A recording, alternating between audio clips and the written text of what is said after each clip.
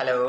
आज हम कक्षा 6 की सीबीएसई बोर्ड की कक्षा 6 रुचिरा का तृतीय पाठ तीसरा पाठ शुरू करते हैं, शब्द परिचय।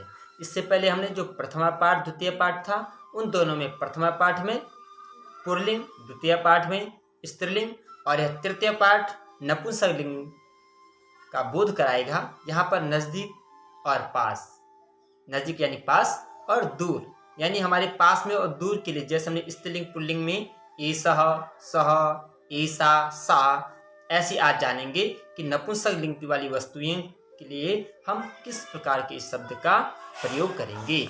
तो आइए शुरू करते हैं इस पाठ का। यहाँ पर चित्र दिया हुआ है एक का, और उस चित्र को देख करके आप प्रश्न कर रहे हैं। यह चित्र नजदीक में है, इसलिए कह रहे हैं एतत् किम, यह क्या है। एतत् किम, यह क्या है।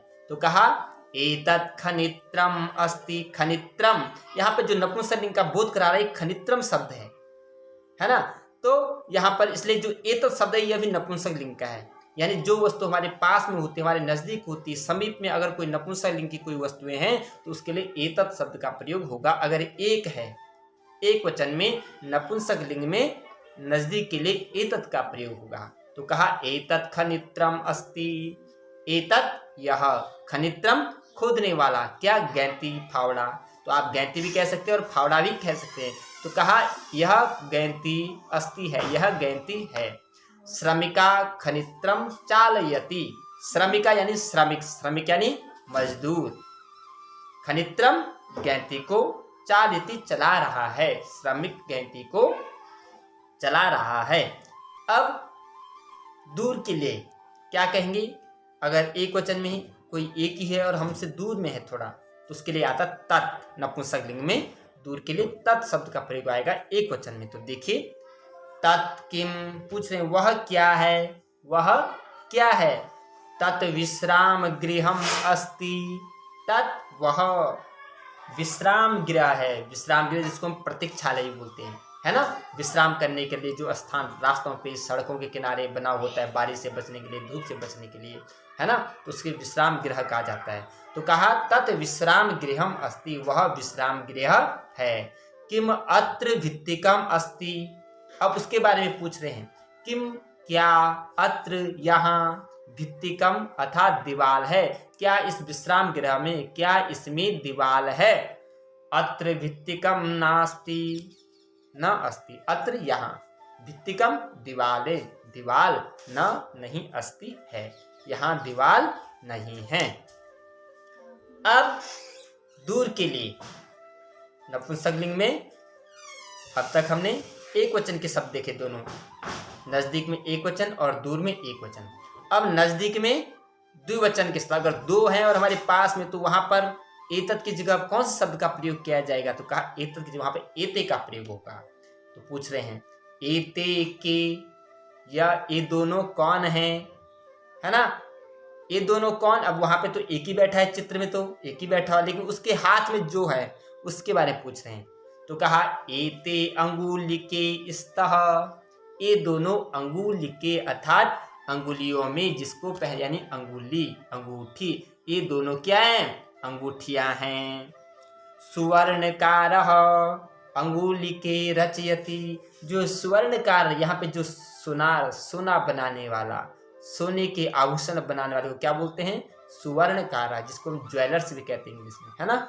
तो कहा सुवर्णकार अंगुलिके, अंगुलियों को रचती, बना रहा है। यह था द्विवचन नजदीक में नपुंसकलिंग। अब दूर में अगर दो हैं नपुंसकलिंग में, तो उसके लिए अब क्या कहेंगे। तो देखिए यहाँ पर ते के, ते के, वह दोनों कौन हैं। तो कहा ते बसयाने स्तः, वह दोनों बसयान हैं। बसयान, है ना, बस, वह दोनों बसें हैं।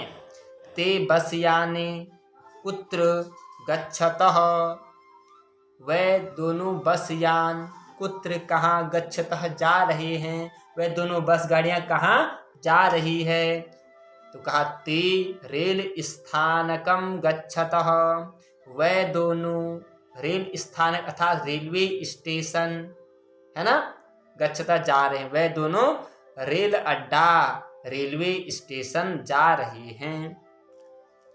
अब देखते हैं बहुवचन में नजदीक के लिए और दूर के लिए बहुवचन में नपुंसकलिंग में किन शब्दों का प्रयोग होता है। तो सबसे पहले नजदीक में देखते हैं एतानी कानी, ये जो पास में है यहाँ पर ये 4 रुमाल रखे हुए हैं, तो इनके लिए पूछ रहे हैं एतानी कानी, ये क्या है। कहा एतानी कर वस्त्राणि सन्ति, ये कर वस्त्र यानी कर हाथ और वस्त्र में कपड़ा, हाथ का कपड़ा क्या होता है, रुमाल, तो कर वस्त्राणि ये हाथ के रुमाल हैं।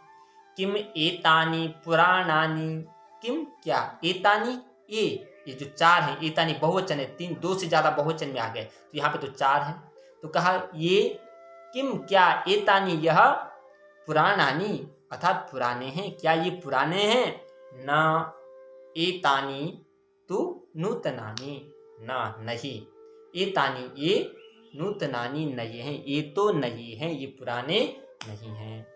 अब बहुवचन में दूर के लिए नपुंसकलिंग में तानि कानि, वे क्या हैं, तानि कदली फलानि सन्ति, वे कदली फल हैं अर्थात केले के फल हैं, वो पेड़ में लगे ना बहुत सारे केले, तो कहा तानि कदली फलानि सन्ति, वे केले के फल हैं।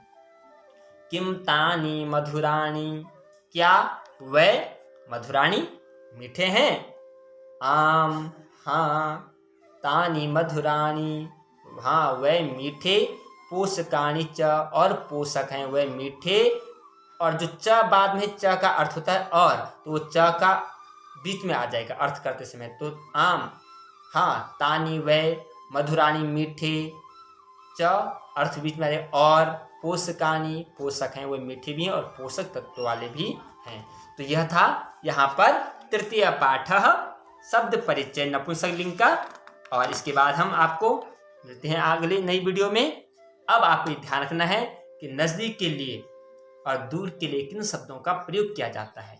इस पाठ में यही बताया गया है कि नपुंसकलिंग वाले जैसे फलम है ना, द्वारम, कपाटम, आसनम, पुस्तकम, फलम, वृक्षम, तो कहा ये जो नपुंसकलिंग वाले शब्द हैं इनके लिए नजदीक के लिए क्या प्रयोग किया जाएगा और दूर के लिए क्या प्रयोग किया जाएगा, यह हमें ध्यान देना है।